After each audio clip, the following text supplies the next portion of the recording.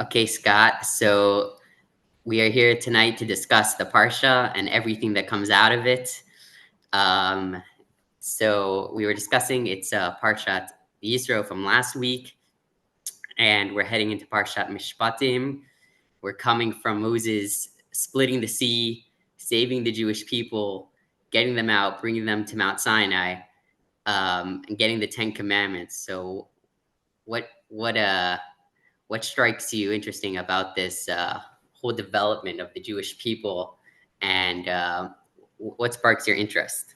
Well, Yitro has always been a deep favorite of mine because you have these anomalies in the story that aren't really tracked so deeply in many instances, where when you have the Israelites leave, that there's, I guess, approximate numbers are like half of those that left Egypt were Egyptian converts, blown away by the miracles, maybe terrified by the consequence of the power of what happened there. And so you have this mixed multitude that formed half the nation that really was blended in by the time the 40 years in the desert were done. There's nothing to indicate that there was some substantial attrition in that population. So we have this really interesting sudden intermingling of Hebrews with Egyptians as part of our genetic and cultural, in some ways, heritage. So that's one piece. So this great intermixing had just happened. You have this mind-blowing survival story and the complete decimation of a dominant army revered in the region. There had just been an attack by Amalek, a weird erratic tribe saying they look like they could be weak, and yet Amalek lost. This nation that we still apparently have an energetic challenge with in the field, and it's often likened to being like a thing that you have inside that's like the nitpicky dark shadow that's hardest to find and root out at the essence of our animal soul and baser instincts, or shadow stuff, our wounded self. And then you get this like breakthrough, and then the story does this weird time shift where we're now after the Torah has been given, and we get the story. Or does Yitro come after the Torah has been given, or is this in sync? Like, get That's me. a big debate. That's the big debate. There's a big debate whether Yisro came before the Torah was the gods of the Ten Commandments or afterwards. It's a big debate. It's Because we have a detail of Moshe going up and readying the people and then going up to the mountain for 40 days to get the full download. But then there's this transmission from Hashem of the Ten Commandments with the people at the base of the mountains, right? So one way or another, Yitro comes after the great miracle of the decimation of the Egyptian armies and the Pharaoh. And he shows up and he's like, I heard what happened. But we already have Moses giving judgment to the people as if he'd already received the download, right? He went up to Sinai, not just the Ten Commandments blasted, but now detailed laws are apparently transmitted, or in essence, understanding that he could go and refer to the super Godhead and then offer interpretations to the people. And so there was this big line, and he sees, like, first he comes and he's like, amazing, breakthrough, astonishing. This is the greatest of all gods. Wow. And he explicitly converts, right? At that point, there's this sense of like what conversion means is, oh, this concept of a non-dual absolute being that is the only thing, that there is nothing else than that thing is the preeminent thing. right. That acknowledgement is like huge. So what's interesting is Yisro, it says he knew that God is the greatest gods of all gods because he served every type of religion and he knew what a real God was. So that was part of the conversion process.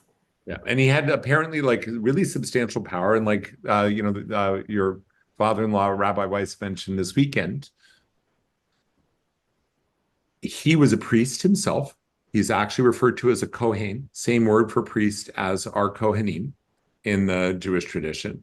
And he also has this parsha named after him, where Abraham, Isaac, and Jacob do not. Sarah does, interestingly. So there's something, an interesting named correspondence. We have Noah, Sarah, and now Yitro as named after people. I don't know if there's any others in this sequence so far. Yeah, I believe you're right. And We so don't have one for Abraham, Isaac, and Jacob. This was the rabbi's mention. I'm not going to take credit for that. And I'm sure it's been duly noted. And we don't have one for Moses either. Interesting. But then Yeah, we have apparently six names for Yitro. Rule and Melchizedek, like righteous king, like throwing these solid names at this guy. I mean, you don't get too many Melchizedeks anywhere in the Torah. And this guy is named both as a priest and a Melchizedek, and he's the father-in-law of Moses, with whom Moses spent the greatest portion of his life up until this time, being a shepherd, having his breakthrough moment of the burning bush, and really raising his two kids with a woman who is apparently either East African, Ethiopian kind of thing, or Northwestern Arabia. So Saudi Arabian stock or something. Who knows what the right. ethnic population was then at the time? It could have easily been dominated more by North African, Egyptian slash East African, because we don't even know what the populations were. But it's interesting. The oral tradition says she was a dark-skinned woman, right?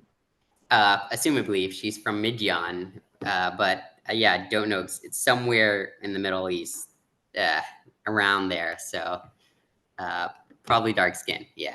So we have this other contrast too of now like Moshe is intermingling, also not married to a Hebrew wife, and then the people now a half mixed multitude. You really have this huge onboarding in this one moment of the intersection of culture and the beginning of this trans-tribal, transgenetic movement is the Yeah. first time we have this expansion in the Hebrew nation. Right. Well, they all converted. They all accepted the Ten Commandments and everything. Yeah, and that also happens to coincide with this moment, which actually I didn't put the bridge together, that the conversion happens, that the Ten Commandments are giving. And this is where like the Yah says, Moshe, tell all the people to hang back. No relations with wives during that time.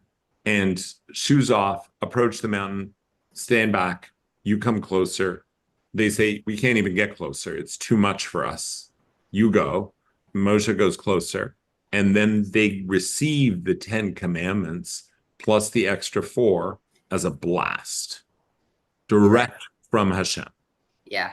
So let's get to the last ones at the end. You said they're a little interesting about the altar. Where does the altar come in after the Ten Commandments? God says, build an altar, wheelchair accessible. What is happening? What is the goal over here? The Ten Commandments, after God says the whole Ten Commandments is build an altar. So I think you'll like this. One of the Kabbalistic explanations behind it is that what is the difference between an altar and steps? Steps, each one is a jump. It's a small jump, but it's a jump.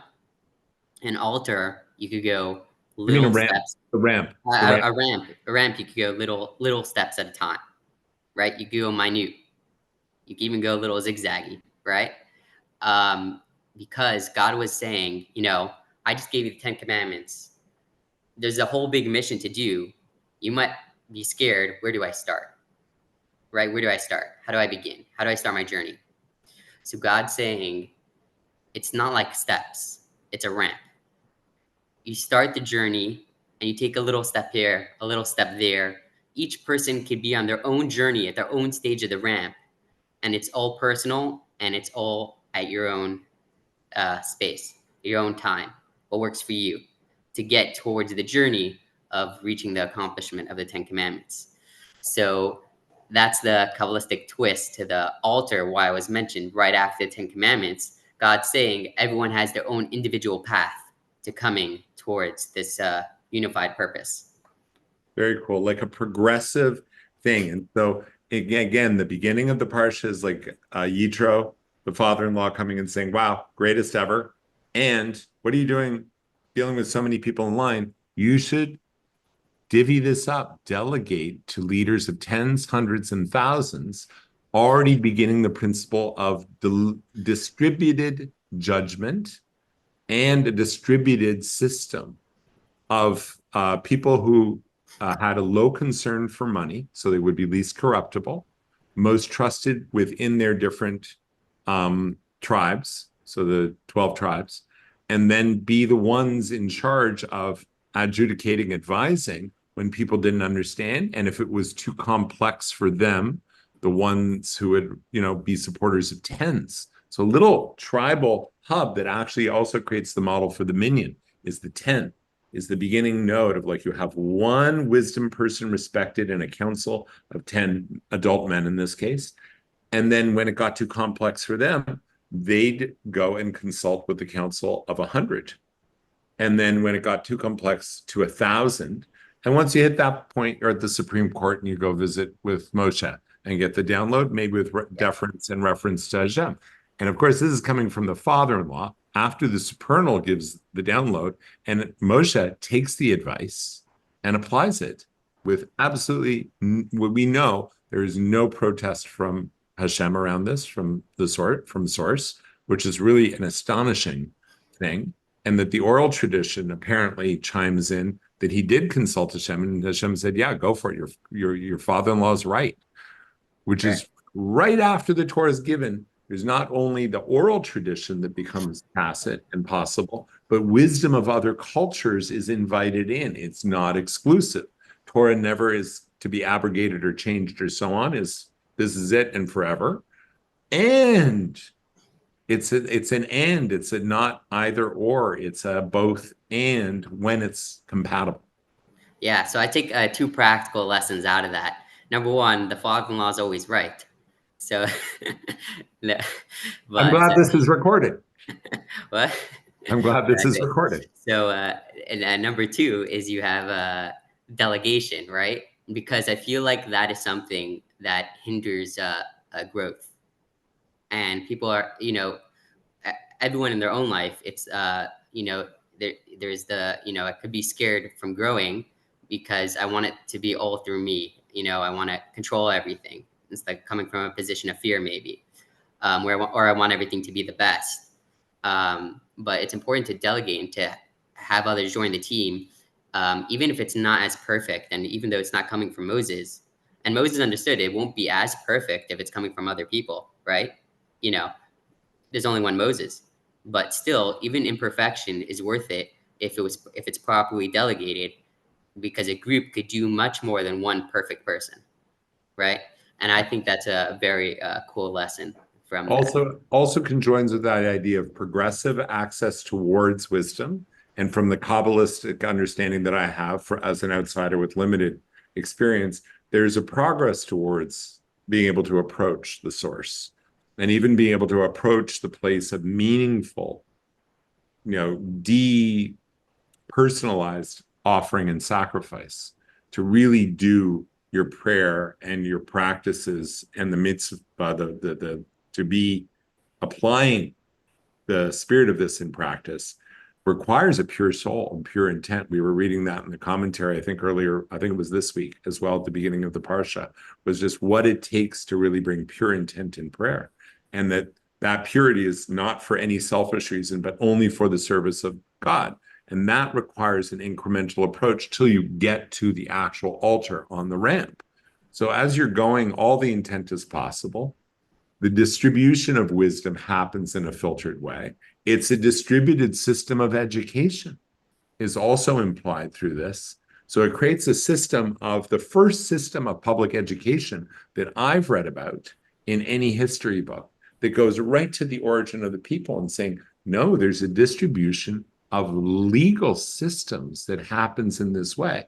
Now, I'm sure other societies and cultures have some kind of similar structures, but this is in the book in the same chapter that the laws, the 10 Commandments, come down with some 4 extras with these weird clues associated with, segmented from all the other laws, and this distributed outsider knowledge that makes sense, that's complementary to it.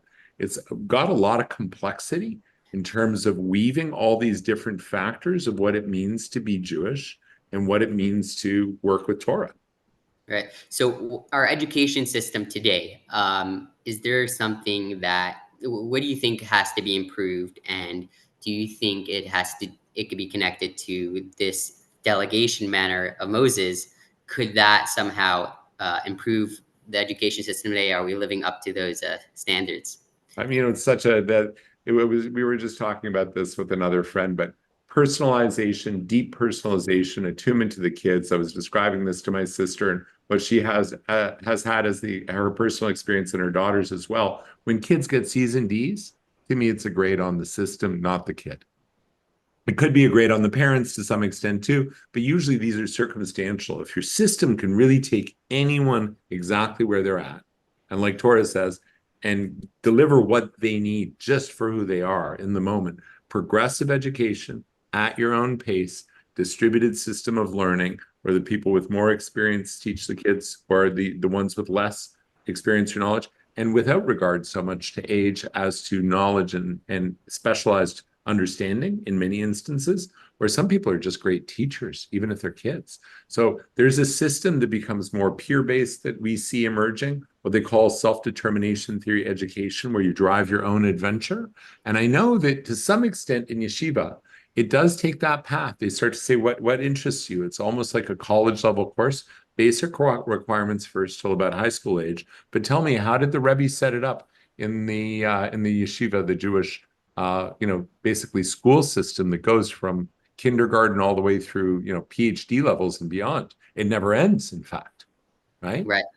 Well, yeah, everything. Well, there was a subject to be learned, but it was encouraged that within that subject, you should learn the most interesting thing that you connect with, that you enjoy. Mm. Um, because if you enjoy what you're doing, then you accomplish so much more. You put all your effort into it if you enjoy, if you have a good time. So maybe that is something that could be implemented more in the education system. I guess that's the story from the ramp. The ramp is each person at their own pace, at their own where they're holding. But what the Rebbe did emphasize in the education system, which you have in some public schools today, and not all, but you have in a lot of schools, is the idea of the most important part of education is not what, it's why. It's what will I do with this information, Mm. the implementation of it, right? So most of the school is what you're learning subject, you're understanding the what, right? But once I know with this material, why is it important to me? What am I going to do with it in life, right? So the Rebbe wanted that meditation should be part of school. That meditation, the idea of thinking to myself, what is the purpose behind all this? What good am I going to do with it? For example, an atom bomb, science could be something really good or something really dangerous. So just the information for itself isn't the most important. What's even maybe equally as important or more important is the why, and that is the meditation. So you have a lot of public schools throughout America that actually um, they have Period meaningful for moment. reflection, right? They have a reflection moment, or Yeah, which is just good for stilling the mind too, right? In addition to having the capacity for calming the mind, emotional regulation, and being able to just observe things and consider things instead of just being reactive to information. Yeah. right, right. Now, it's big in this way, and this parsha indicates a lot of things of that distributed system for learning, the system that can be adaptive to when people need the information when they're in crisis. So they obviously have a specific purpose. What do I do interpreting these new rules or ways of being? That it's a lifelong, it never ends. This is another piece that's entirely absent. You think that you're done high school and it's a big drag because they make you learn things you don't care about. But if it's always about relevance, I'm doing it continually for a lifetime and certainly emboldened to be this way. And many of my friends too, and I think many more people than we acknowledge, in study for a whole life because there's no end to what can be learned or deciphered around the nuance of ancient traditions or natural science or human patterns of behavior. All of it is an endless study as far as I'm concerned. And it really is, in some ways, just the study and the awe of the creator in all its expressions, really. They say, what's the difference between a teacher and an educator? A teacher teaches the information. An educator brings out the best of the student. Hmm. It's two different things. Do we see that in this parsha? Or should we start to branch into Mishpatim and get a little glimpse and see if there's a bridge between this week and the next? So there is a bridge between this week and the next. And I think this exactly point that we're saying is about it's starting from the bottom up, from the student, is what goes into the next week's part, this coming parsha of Mishpatim, because all the laws that are discussed are all rational, the most basic human civil laws. Because God is saying when you come from a revelation of godliness, you got to work from the bottom up. You got to start with the most rational, logical laws before you go to the spiritual ones. So there is a connection. And curiously, it begins so following the revelation, which is like literally the most extravagant appearance of the divine ever before humans. And before Moshe gets even more direct connection, the burning bush, certainly a powerful moment of a visible appearance, but through what appears to be a physical object. This is now a pure emanation that is unmistakably different from any physical object in a miraculous, like it's burning, but it's still there. This is otherworldly, a whole nation, and getting the blast that they would be a nation of priests. And then from that aspiration, which is kind of setting the highest bar, this entire nation, including the mixed multitude, the recent joiners, all y'all, the mission through history, because this is a permanent testimony, are intended to be priests to me. So that altar that he's talking about in that context before the collapse of the failure of being able to receive this with the golden calf, right? A huge collapse from being able, oh, wow, we just saw the unified field thing in an experiential blast. And now we somehow think that that should be collapsed into a golden object because that's what we were doing 2 weeks ago in Egypt is unbelievable. But then in this parsha, you see that God's talking about the laws of indentured servitude, that people free, anticipating what would happen in the land even after 40 years in the desert and fighting for their right to settle in Canaan and all that, that these even free people would do things to lose their freedom. Yeah. That to build to actually hold the capacity for freedom is a multi-thousand-year project. Right. So, and important today. I think that's important today. Understanding what it means to be free. And then all these crude laws about like murder, kidnapping, assault, theft. I'm just reading through the stuff that's coming up. Granting of loans and the responsibility of the four guardians. What's that about? So the four guardians is, let's say you ask someone to guard your object for you. So there's 4 levels of their responsibility in guarding that object and what would happen if they lost the object, if it was stolen. Depends if you were paying them or you weren't paying them to guard the object. There's different levels of responsibility.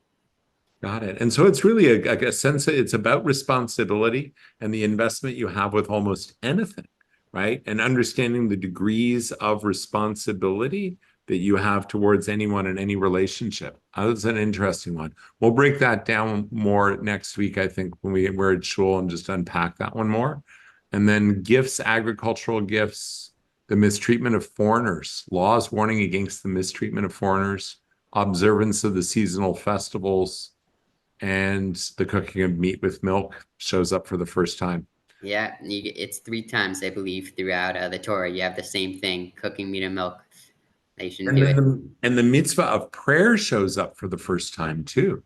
I was ad hoc and it appeared a couple of times when you'd hear about Yitzhak or Yaakov doing or Israel doing different moments of in-depth communion, but you just get a glimpse of it, not as a thing that was on a recurrent basis in the story.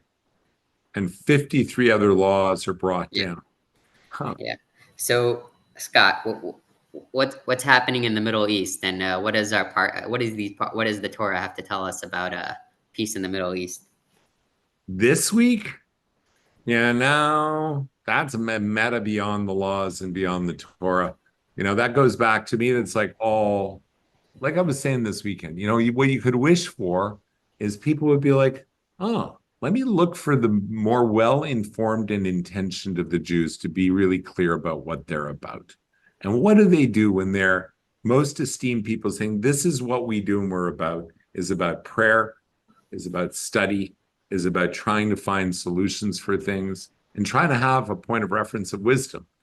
And people don't know what this wisdom is and how it's practiced every week in this unpacking and this frank conversations that we have over the lunch table after services on Saturday, and that you guys do all the time.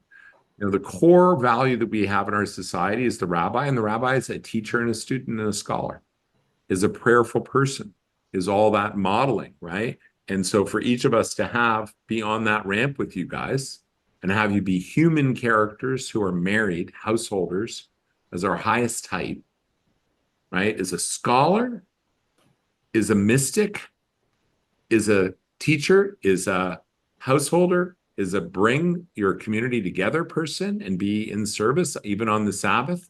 It's a sacred act to be supporting community and gathering and reading and interpreting these ancient texts. This is the multidimensional ideal in our whole culture, and that the top rabbis themselves behave this way and then inculcate and create the systems to sustain that. And this is what people don't see. And I think it's really more our responsibility to bring visibility, to say, who are your heroes in these other forms that derive from this form? Christianity emerged from this. Yeshua was Jewish. And then even Islam emerged with these same texts as the antecedent texts. Shouldn't we be able to get along and not need to kill anyone around this? Shouldn't we be able to live together? It seems so passé. Right. So you're saying if there was more knowledge about what we are, what we stand for, there would be more acceptance.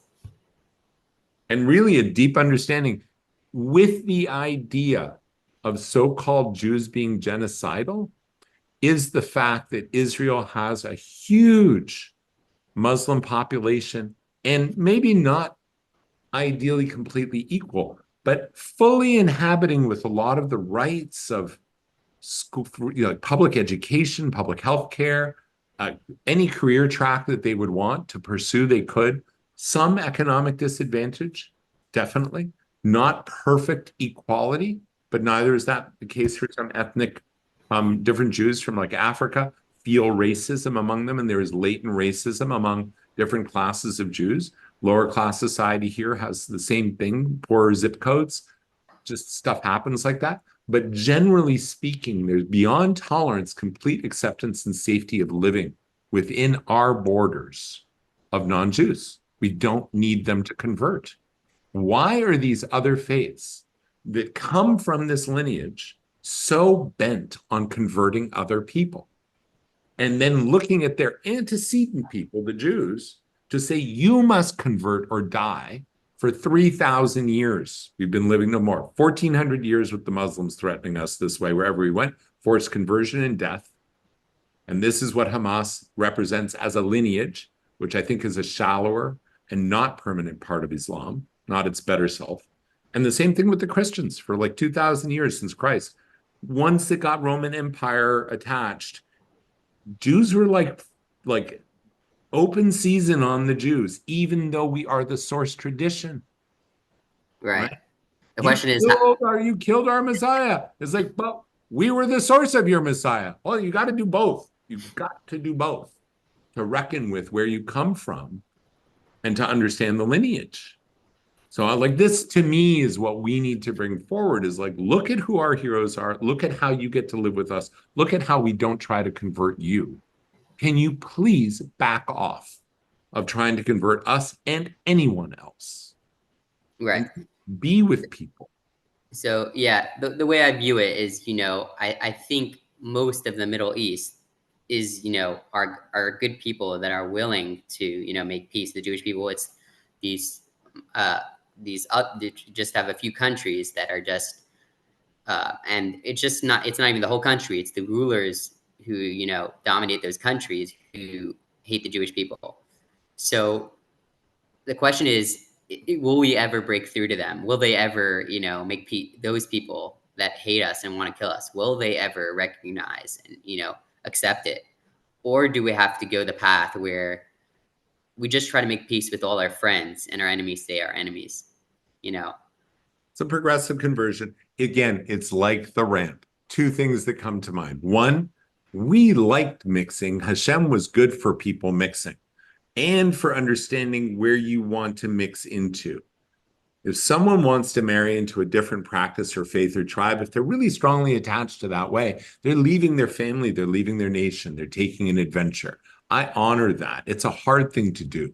You tend not to do it when your home life is really sweet and the holidays are good and everyone's so warm and affectionate. You're like, hey, I'm going to marry into this tribal or my tribal person. Let's spend a lot of time with my family. It's so sweet. And they're like, your family's so sweet. Let's do that way. It's almost organic that the adherence and the strength of a culture and a wisdom culture should be attractive just on its own. It doesn't need to say, oh, we're worried about losing you. We're going to lose you to the whole world and whatever. If what you've got is really good and sophisticated, multi-dimensional lifelong learning, people don't even have this in our society generally. They don't even not, my atheistic doubt that God's real friends, God forbid that should be really real, but it is, have no idea of the poetic depth of this life. No idea. They've just written it off like, oh, it's a fiction. Right? And this is whole swaths of people who don't dare look under the hood to actually see something beautiful there. And really observe that for all the superficial things that can be off-putting, that great mutual respect between partners, really clean, careful speech, really returning things to the vibe. I noticed that with all you guys on the Sabbath, that even when it gets a little bit touchy with some of the conversation, it's like, bring it back down, right? So there's these factors just to say that in this Parsha, we're seeing there's a mixing that happened quite peacefully. And we don't hear about fights between the mixed multitude and the Jews. There's some moments where there's some wavering. Just Amalek. You just got the Amalek. Yeah, which is an outsider story. Right. And then you've got Yitro that comes in. Yeah. Some are friendly, some are threatened and wounded and attacking. And I don't know that they're evil or that it's going to be even that big a deal. I think we'll see. But my suspicion is that, as political leaders have done forever, they use the minority foreigner as a scapegoat from the dysfunction in their own societies. And every single one of the totalitarian regimes around Israel that is non-democratic, including the Palestinians under their own governorship and stewardship, are dysfunctional non-democracies. Israel isn't a perfect democracy either, by a long shot, by my standards, but way, way, way better than these autocracies that have nepotistic corruption all too likely to happen, and not general benefit or welfare, education, resilience of their own populations, innovation, resourcing the world with benefits. There's things that don't happen in those societies that happen in Israel. And it's I think they're fundamentally embarrassed by it. And the Jews are just a really good thing to take down to sustain their own autocratic stories. So I think the way to, like you're saying, to reach these people is, just shine your light. If you shine, every person has, their qualities, their beauty that they could shine. And I think that will push away the darkness, that will overcome the darkness. Instead of, I feel like there's two ways of reacting right now to the situation in Israel. One reaction could be, coming from a place of a weakness, that this life is horrible, which is understandable. That I could go in that direction. I could fall into that direction, and there's so much anti-Semitism rising, and I just want to share everything that's going wrong right now in my life with everyone. Which it's important to express those feelings, but I think the best way to approach it is how can I spread a light that will push away the darkness, at least in my bubble, how can I react from a place of strength? Where can I find that strength within me, in order to, react with not necessarily posting all about everything that's going on that's wrong, but maybe I could share what I'm doing that's right, Very and good. that will have an effect on my circle of influence. Yeah, I think that's brilliant. I'm tempted sometimes these days to go for the war against ignorance, that I'm here in the battle against ignorance and like non-intelligent coordination. But I think the positive angle is just bring the utmost intelligence, shine a light for a better way, make it irresistible, make it clear, and then have other friends show the stories about how well different facets of our society and our culture specifically work. Yeah. Now, this is a great case study and a good kickoff, I think. It really gives insight to like what this thing can be about in a conversation between an Orthodox Hasidic Jewish rabbi and a Topanga Mountain Jew. Which one's which? Ooh, now you're getting deep. In Topanga, anything could happen. That is So, true. okay, As so we were saying earlier, we might need an arc. It is February 4th, and it is raining buckets in Topanga yeah, Cape. yeah. Well, so Scott, any thoughts or personal stories you want to share before we end up for this week? I don't really have one at the top of my head right now. How about you? Um, hmm. Well, I was thinking that today I was just we were getting ready for our upcoming course, and it was raining, and I'm like, I'm gonna go deliver a book to someone. I was thinking like, should I risk it? Drive out in the rain, a 20-minute drive, and like, what if a tree falls and I won't be able to get back? And I decided, I just got to do it. So, I made out the venture in the car in the pouring rain, wet, and I delivered the book, and I came back, and I made a prayer along the way, and everything was good. So usually Now I I try want to to know stay home, but when what was the buck? what? What was the buck? It was advice for life. It's the Rebbe's view on life, the upcoming course that we're doing. Right. So, I think that you do good things, you hold on strong, and even the biggest rains won't affect you. You'll be able to get home safely. So that was I think that's a good sound metaphor to go with for what seems to be happening. Our world seems so in turmoil, and yet the greater part of it is good always. My personal experience, as I like to note to people, for 99.999% of the moments of my life, the actual seconds of my life, have not been in pain or anguish. They've been entirely in the voluntary control of my perception and whether I'm in gratitude and in love and appreciation for source and my very existence. wow. Okay, Scott. So we'll maybe see you next week. Yeah, we are the blessed. Thank you so much. All right. All right.